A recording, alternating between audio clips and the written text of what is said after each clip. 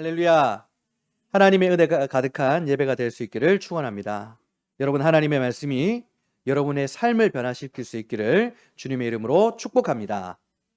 2008년도에 개봉한 영화예요. 윌 스트리트의 금융위기를 다룬 마진 콜이라는 영화가 있었는데요. 영화의 오프닝은 묵직한 긴장감으로 시작하고 있습니다. 자정이 다 된 밤 11시 정도였어요. 파산 직전의 투자은행의 어두운 회의실에 은행의 최고위 임원들이 모여 있었습니다. 그들의 눈앞에 있는 컴퓨터 모니터에는 빨간색 마이너스 그래프가 끊임없이 곤두박질 치고 있었던 거예요. 회사가 소유한 파생 상품의 주가가 끝도 없이 추락하고 있었던 것이죠. 그들은 직감하고 있었습니다. 이대로 가면 회사는 망한다. 무거운 침묵이 흐르는 회의실에서 마침내 회장이 입을 뗍니다. 우리가 살 방법은 무엇인가? 그리고 그들이 내린 결론은 바로 이것입니다. 내일 아침 주식시장이 열리자마자 이 상품이 휴지 조각이 되었다라는 것을 숨기고 아무것도 모르는 선량한 고객들에게 이 쓰레기 주식을 전부 팔아치우자라는 것이었어요. 당연히 반대 의견도 있었겠죠. 그렇다면 고객들이 재산을 잃고 거리로 나앉게 될 것이라며 반대했던 것이죠. 그때 회장이 말합니다. 그건 내 알 바니지. 일단은 우리가 먼저 살아야 되지 않겠나? 여러분, 내가 살기 위해서 남을 벼랑 끝으로 밀어넣는 것. 여러분, 이것이 바로 세상이 말하는 생존이에요. 생존. 영화를 보면서 어떻게 사람이 이렇게 이기적일 수 있나라고 분노할 수 있어요.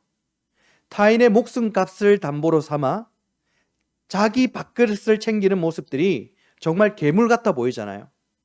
그런데 그 장면을 보고 생각하면서 오랜 시간 묵상해 봤습니다. 그런데 우리 역시도 우리의 삶이 벼랑 끝으로 내몰리게 되었을 때, 당장 내 가정이 무너지고 내 밥그릇이 깨어지게 생겼을 때, 사랑하는 가족을 위해서, 가족을 위한 책임감으로, 아니면 또 다른 책임감으로 우리 역시도 그건 내 알 바니지. 일단 나부터 살아야 되지 않겠냐. 이런 생각을 하지는 않을까요? 오늘 본문의 말씀, 2000년 전 예루살렘 성전 한복판에도 이런 비슷한 일이 벌어지고 있었어요. 유다 땅 베다니에서 죽은 지 나흘이 되었던 자가 다시 살아나서 걷고 있었습니다. 기적이 일어났어요.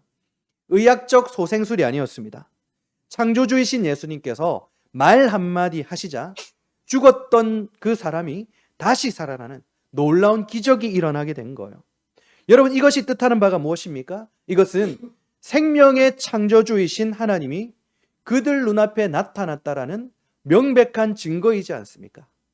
자, 그렇다면 당대 이스라엘 최고의 엘리트들이자 하나님의 말씀을 가장 잘 알고 있다라고 말하는 종교 지도자들, 산헤드린 공회원들은 어떻게 반응해야 될까요? 당연히 예수님을 찾아가 그 앞에 엎드리며 눈물을 흘리고 우리가 이토록 메시아 당신을 기다리고 있었습니다라고 찬송해야 되지 않을까요? 그런데 오늘 본문의 47절을 보십시오. 여러분, 그들은 기적을 보고도 찬양하지 않아요. 오히려 긴급회의를 열며 분노하고 불안에 떨고 있습니다. 그리고 기적을 행하신 예수님을 살해하려고 모의하고 있어요. 여러분, 무엇이 이들을 이토록 감기 어린 집단으로 만들어버렸을까요? 48절입니다. 만일 그를 이대로 두면 모든 사람이 그를 믿을 것이요, 그리고 로마인들이 와서 우리 땅과 민족을 빼앗아 가리라 하니. 여러분, 이들이 두려워한 것은 무엇입니까? 여러분, 이들은 생명의 주관자이시오 창조자이신 하나님을 두려워한 게 아니에요. 이들이 두려워한 것은 예수님께서 인기가 올라가서 백성들이 예수를 왕으로 삼으려 했을 때 그것을 자시하지 않을 로마의 총독이 군대를 이끌고 와서 지금 자신들이 누리고 있는 그 기득권, 자신들의 자리가 날아갈까 봐, 자신들의 밥그릇이 다 깨어질까 봐 그것이 두려웠던 거예요. 그래서 그들의 회장격인 가야바가 결국 어떤 결론을 내리게 됩니까? 50절을 봅니다. 한 사람이 백성을 위하여 죽어서 온 민족이 망하지 않게 되는 것이 너희에게 유익한 줄을 생각하지 아니하는도다 하였으니. 여러분, 이것이 어떤 뜻일까요? 마치 마진콜 영화의 해장의 말과 똑같아요. 예수 하나 벼랑 끝으로 밀어 죽여서 우리의 자리를 지켜내자. 우리가 먼저 살아남아야 될 것이 아닌가, 그 얘기예요. 죽은 지 나흘이 된 자를 살려내는 창조주만이 할 수 있는 그 놀라운 기적을 보고서도 그들은 하나님을 인정하지 않았어요. 아니, 인정할 수가 없었어요. 왜 하나님을 인정할 수가 없었습니까? 예수님께서 하나님이시라는 것을, 그들이 그토록 기다렸던 메시아라는 것을 인정하게 되었을 때 그들이 소중하게 여겼던 것들이 있지 않습니까? 자신들이 누리고 있던 그 모든 것들이 위험해질 수 있었기 때문이에요. 그래서 결국 그들은 창조주 하나님마저 사형장으로 밀어버렸던 것입니다. 거룩해야 될 제사장들이 세상에서 가장 비열한 모습으로 바뀐 끔찍한 모습을 우리가 보고 있는 거예요. 그런데 오늘 우리 역시도 이 시간 우리 자신을 정직하게 한번 들여다봤으면 좋겠습니다. 여러분, 저와 여러분들 당연히 지키고자 하는 것들이 있죠. 내 이것만큼을 반드시 지키겠다라며 그것을 위해서 저와 여러분들이 살아가고 있잖아요. 그런데 만일 주님께서 주님의 나라와 주님의 역사를 위해서 그것들을 내려놓아야 한다고 우리에게 말씀하시면 여러분, 쉽게 아멘할 수 있겠습니까? 직장에 문제가 생길 수도 있고, 경제적인 문제가 생길 수도 있고, 자녀의 앞길에 문제가 생길 수도 있는데 여러분, 아멘 하실 수 있겠어요? 너희 집 팔아다가 가난한 이웃들에게 다 나눠주고 너는 나를 따르라고 했을 때 여러분, 아멘 하실 수 있겠습니까? 당장 우리도 하나님은 그런 하나님이 아니야, 사랑의 하나님이 나에게 그러실 수가 없어 라며 그 하나님을 부인하지 않겠어요? 우리는 위기가 오면 기도를 절실히 간절하게 할 것이라고 생각을 하죠. 아니에요. 우리는 위기가 오면 기도하지 않아요. 오늘 본문이 폭로하고 있는 우리 진짜 밑바닥을 보십시오. 내 생존의 밥그릇이 흔들리고 내 자리가 위협을 받는 진짜 위기가 오면 저와 여러분들은 기도하는 것이 아니라 살아남기 위해서 어떻게든 혈안이 되어 있는 모습을 보이더라는 거예요. 내 밥그릇을 지키기 위해서, 내가 소중히 여기고 있는 그것들을 지켜내기 위해서 그 자리에 진짜 주인이 되시려는 하나님마저 벼랑 끝으로 밀어넣는 모습들, 바로 그것이 가야바의 민낯이었고 오늘 저와 여러분들이 가진 본성이라는 거예요. 세상은 이렇게 내 자리를 지켜내려는 모습, 그래서 누군가를 밀어내는 것을 생존이라고 하죠. 그러나 성경은 우리가 마지막까지 발악하며 포기하지 않는 것들을 포기할 때서야, 그제서야 십자가의 예수가 보인다고 우리에게 선언하고 있어요. 내가 살기 위해 예수를 사형장으로 밀어넣는 이 끔찍한 이기심이 도대체 어떻게 저와 여러분들을 살려내는 하나님의 압도적인 역전극으로 바뀌게 되는지 오늘 말씀을 통해서 함께 살펴보도록 하겠습니다. 여러분, 방금 나누었던 얘기를 조금만 더 자세하게 한번 나눠볼게요. 여러분, 죽은 지 나흘이 지났습니다. 부패한 냄새가 진동을 하던 나사로가 살아서 걸어 나왔어요. 여러분, 이것은 인간의 인성으로는 도무지 이해할 수 없는 창조주 하나님의 압도적인 은혜라밖에 설명할 수 없는 거예요. 나흘이 지난 사람이에요. 여러분들이 만약 그 현장에 있었다면, 베다니 현장, 그 현장에 있었다면 어떻게 하겠습니까? 휴대폰으로 동영상을 찍겠죠. 그리고는 감격과 감동으로 하나님을 찬송했을 거예요. 그렇지 않겠습니까? 하나님의 놀라운 기적을 봤잖아요, 눈앞에서. 이게 바로 정상적인 신앙인들의 모습일 거라고 우리는 생각하는 거예요. 그런데 당시 종교 엘리트 집단은 달랐어요. 예수님의 놀라운 기적이 달갑지 않았습니다. 오히려 긴급회의를 모집하고 핏대를 세워 말합니다. 만일 그를 이대로 두면 모든 사람이 그를 믿을 것이요, 그리고 로마인들이 와서 우리 땅과 민족을 빼앗아 가리라. 여러분, 그들이 빼앗길까 두려워하는 우리 땅이라는 거 있죠, 우리 땅. 그것을 헬라어 원어로 보면 토폰이라고 해요. 토폰. 토폰이라는 헬라어는 물리적인 이 영토를 말하는 것이 아니라 바로 그들의 기득권, 자리, 명예, 사회적인 지위, 그리고 그들이 목숨 걸고 쟁취했던 자기들의 자리를 말하는 거예요. 바로 밥그릇. 여러분, 이들이 예수님을 부인하고 예수를 죽이려고 했던 이유는 예수님께서 보여주신 그 기적이 가짜 기적이라서 그런 게 아니에요. 오히려 너무나도 압도적인 진짜 기적이었기 때문에 예수님을 죽이려고 하는 거예요. 예수님께서 죽은 자를 살려내고 수많은 군중들이 예수님을 따라다니면서 그 군중들이 하게 될 생각은 반드시 로마 가이사를 황제로 섬기는 것이 아니라 저 예수가 바로 우리의 왕이다라며 폭동을 일으키는 그림이 그들에게 그려졌기 때문입니다. 그렇다면 당장에 로마 총독이 군대를 끌고 와서 폭동을 진압하겠죠. 그렇게 된다면 로마에 빌붙어서 간신히 얻어낸 자기들의 자리가 그 토폰이 완전히 다 날아가 버렸기 때문인 것입니다. 여러분, 죄라는 것은요, 윤리적인 실수나 도덕적인 결함 정도가 아니에요. 우리가 주일 예배 한번 빠지는 것, 남들에게 거짓말 한번 하는 것, 그것도 죄라고 여기겠지만 성경이 말하는 진짜 무서운 죄, 가장 무서운 죄가 무엇인 줄 아십니까? 내 생존의 자리, 내 삶의 통제권, 나의 토폰을 내가 쥐고 흔들기 위해서 하나님마저 벼랑 끝으로 밀어 넣어버리는 것을 얘기해요. 만약 예수님이 내 삶의 진짜 주인이 되어서 내가 그토록 꽉 쥐고 있었던, 내가 소중히 여기 것들을 버리라고 명령하시면 우리는 가차없이 예수님을 십자가로 밀어버리는 거예요. 여러분, 이것이 바로 죄성을 가진 인간의 본성, 저와 여러분들의 본성이니까요. 그런데 여러분, 내가 그토록 내 자리를 지키기 위해서, 내 토폰을 빼앗기지 않기 위해서 발버둥을 치며 살아온 지난 날들과 오늘날까지의 시간을 여러분들 되돌아보십시오. 그 결과가 무엇입니까? 여러분 평안하십니까? 정말? 여러분 정말 행복하세요? 그게 정말 생존의 지혜 같습니까? 처세술이에요?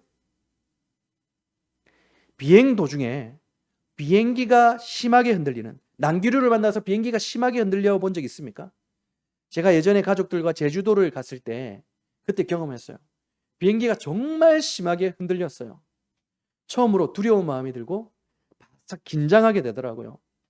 다행히 한 15분 정도 지나니까 이 흔들림이 멈췄는데, 여기서 제주도 가는데 3, 40분밖에 안 걸리잖아요. 그런데 15분 흔들렸다 생각해 보세요. 그것도 심하게. 얼마나 공포겠어요. 괜찮아지고 난 뒤에 갑자기 팔이 막 저리더라고요. 왜 저렸을까요? 비행기가 흔들릴 때 좌석 팔걸이를 제가 꽉 잡고 있었거든요. 그런데 웃음이 나더라고요. 여러분 웃기지 않습니까? 제가 좌석 팔걸이를 꽉 잡고 있는다고 해서 흔들리는 비행기가 흔들리지 않는 게 아니잖아요. 제가 조정하는 게 아니잖아요. 비행기를 조정하는 것은 조정사이지 제가 팔걸이 꽉 잡는다고 해서 아무런 변화가 없어요. 그런데 우리 신앙생활이 딱 그렇더라고요. 하나님이 우리 인생의 조종사이신데라고 믿으면서 우리가 좌석 팔걸이, 인생이란 좌석 팔걸이 우리가 스스로 힘을 꽉 쥐고 있더라고요. 여러분, 세상은 이렇게 내가 내 자리를 지키려고 하는 것, 그것을 생존의 지혜, 처세술이라고 해요. 그런데 성경은 이걸 뭐라고 할까요? 반역이라고 해요. 반역. 여러분의 삶의 주인 자리를 예수님께 내어드리지 않는 것, 반역이라고 한다고요. 출애굽기 32장을 보면 모세가 십계명을 받기 위해서 시내산으로 올라갑니다. 무려 40일 동안 내려오지 않았어요. 산 밑에 모세를 기다리고 있던 이스라엘 백성들은 불안해지기 시작하는 거예요. 모세가 죽었나? 이제 누가 우리를 먹여 살리지? 이 척박한 광야에서 내 자식들 앞으로 어떻게 되는 것이지? 이 불안감. 이대로 가다가 내 직장 어떻게 되지? 내 가정 어떻게 될까? 내 자리 다 끝장나는 거 아닐까? 그래서 결국 그들이 무엇을 선택했습니까? 여러분, 그들이 기도했을까요? 위기가 닥쳤어요. 삶의 위기가 닥쳤어요. 하나님이 놀라운 기적들을 계속해서 보여주셨잖아요. 하나님의 살아계심을 경험했어요. 그런데 또다시 삶의 위기가 닥쳤어요. 그들이 부르짖으며 기도했을까요? 아니에요. 생존의 위협을 느낀 그들은 아론을 찾아가 위협하며 결국 금송아지를 만들어요. 금송아지. 그런데 여러분, 여기서 중요한 질문이 있어요. 제가 여러분들에게 질문합니다. 왜 하필 호랑이도 아니고 독수리도 아니고 송아지일까요? 왜 송아지를 만들었을까요? 금송아지. 자, 5초 시간 줍니다. 어딥니까? 어디 호텔이 뷔페권입니까? 그 어디예요? 인터뷰고 뷔페권 줍니다. 5초. 너무 크니까. 5, 4, 3, 2, 1, 땡! 여러분, 송아지는요, 지금이나 고대 사회에서나 짐을 지고 밭을 가는 인간을 위해 묵묵히 일하는 가장 유용한 가축이죠. 즉 이스라엘 백성들은 시내산에서 불과 우레로 임재하시는 창조주가 아니라요, 그들에게 필요했던 것은 무엇일까요? 콧뚜레를 깨어 내가 원하는 방향대로 끌고 다닐 수 있는 만만한 신이 필요했던 거예요. 여러분, 우리는 기적을 필요로 해요. 내가 원하니까. 그러나 내 삶의 주권을 달라는 하나님은 사양하고 있는 거예요. 내가 원하는 자리를 지켜주는 든든한 금송아지를 원할 뿐인 거예요. 토폰을 지켜내기 위해서, 더욱더 이 자리를 공고히 하기 위해서. 마태복음 2장에 헤롯 대왕의 이야기가 나오죠. 동방 박사들이 별을 보면서 예루살렘에 찾아 묻습니다. 유대인의 왕으로 나시리가 어디 있느냐? 내가 그를 찾아가서 경배하겠노라. 여러분, 진짜 메시아가 찾아왔다면, 하나님의 아들이 찾아왔다면 이스라엘 왕으로서 당연히 기뻐해야 되는 것 아니겠습니까? 그 발 아래 엎드려 경배해야 되겠죠.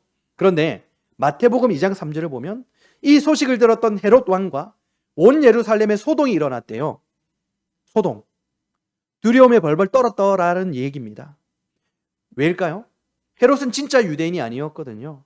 로마 황제에게 막대한 뇌물을 바치고 온갖 정치적 겉모술수를 다 사용해서 간신히 그 왕의 자리를 꿰찬 거예요. 그런데 진짜 유대의 왕, 만왕의 왕이 태어났다는 소식을 듣게 돼요. 헤롯의 머릿속에 비상벨이 울리는 거예요.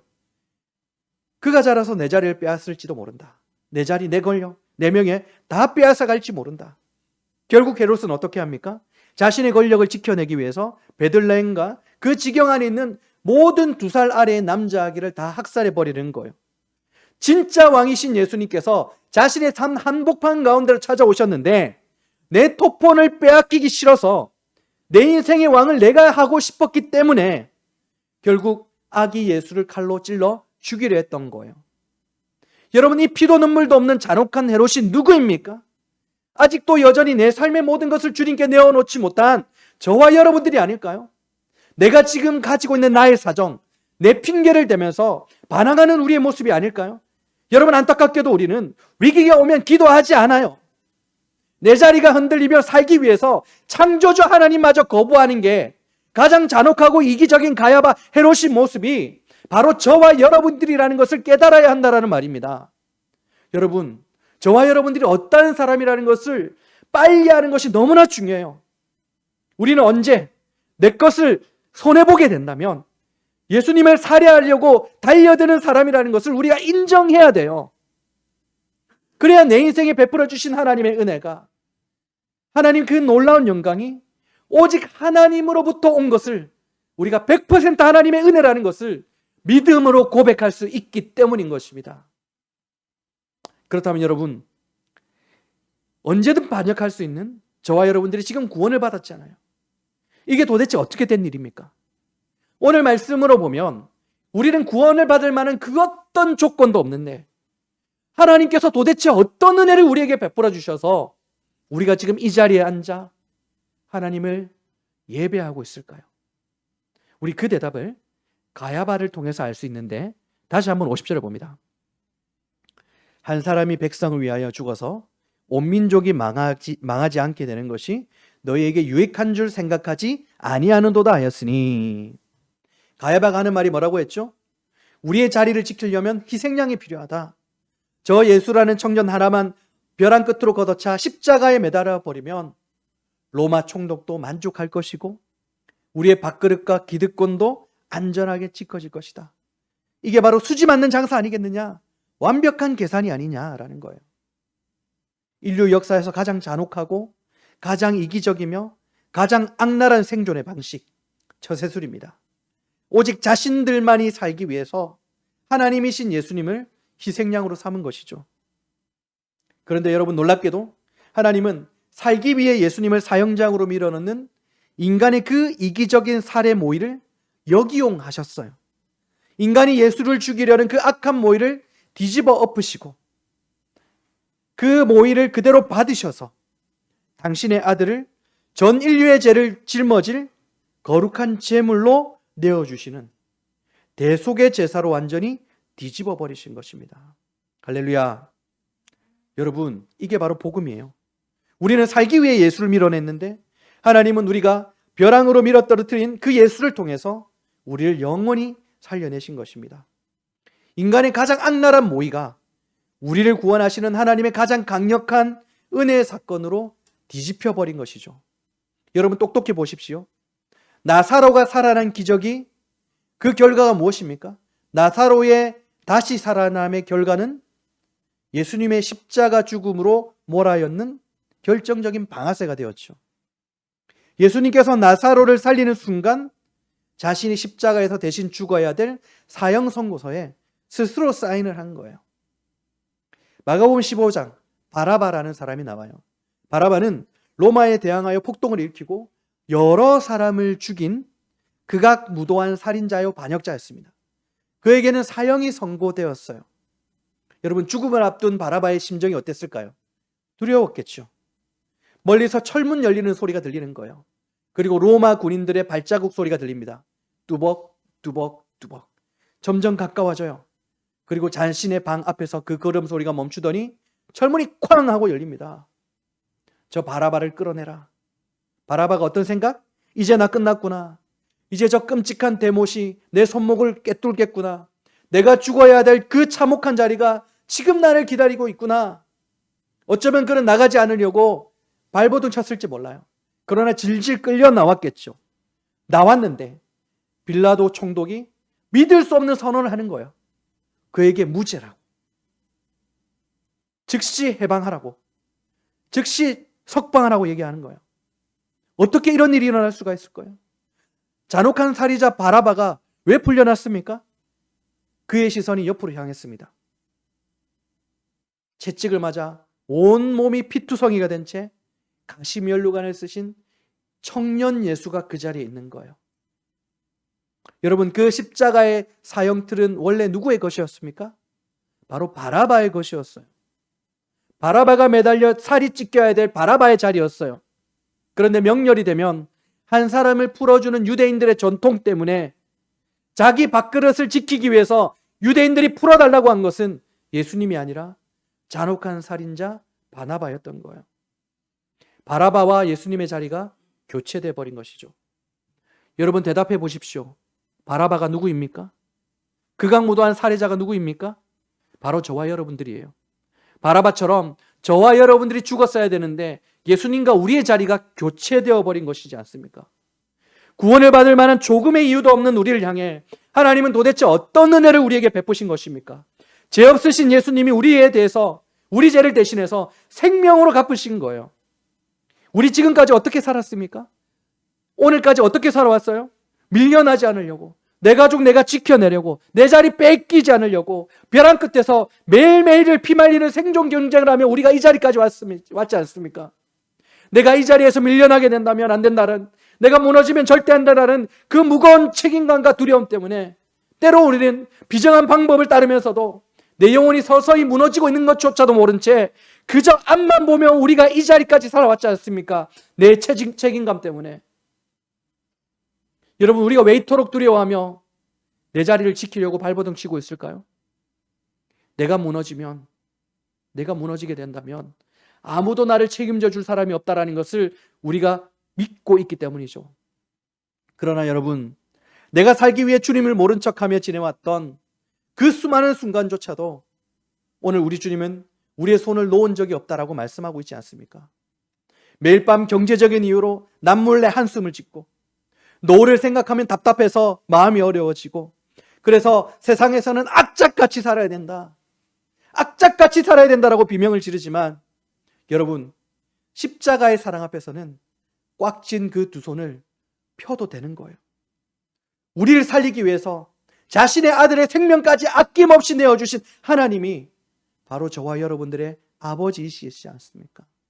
하나님이 우리의 진짜 아버지가 되시는데 도대체 우리가 이 세상에서 무엇을 더 두려워할 필요가 있을까요? 나를 살리기 위해 기꺼이 십자가에서 피 흘리신 그 위대한 사랑 앞에 여러분의 지친 영혼을 맡길 수 있기를 축원합니다. 내가 지고 있던 생존의 무거운 짐을 내려놓고 그 은혜 품에 안겨서 세상에 줄 수 없는 진짜 평안과 쉼을 얻을 수 있는 저와 여러분들이 될 수 있기를 우리 주님의 이름으로 축원합니다. 말씀을 정리하도록 하겠습니다. 제2차 세계대전 당시 영화 콰이강의 다리라는 영화의 배경이 되는 버마 철도 건설 현장의 포로 수용소에서 있었던 일이에요. 훗날 이 수용소에서 살아남은 한 스코틀랜드 장교 출신이 어니스트 고든이라는 사람이 자신의 책을 통해서 밝힌 실제 있었던 사건이에요. 여러분, 어니스트 고든의 증언에 따르면 당시 포로 수용소는 생존 경쟁이 벌어지고 있는 지옥 그 자체였다고 합니다. 포로들은 극도의 굶주림과 심각한 강제 노역에 시달리고 있었어요. 살기 위해서 병들어 죽어가는 동료의 빵을 몰래 훔쳐먹는 일들이 서슴지 않고 벌어지고 있었답니다.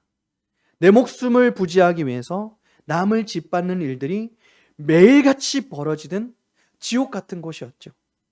그런데 어느 날 고된 노역을 마치고 포로들이 일렬로 서서 조모를 하고 있을 때였습니다. 일본인 간수가 작업 도구인 삽의 개수를 세기 시작했어요. 그런데 삽 한 자루가 비어 있는 거예요. 그 간수는 이성을 잃고 분노하여 총을 들이댑니다. 총구를.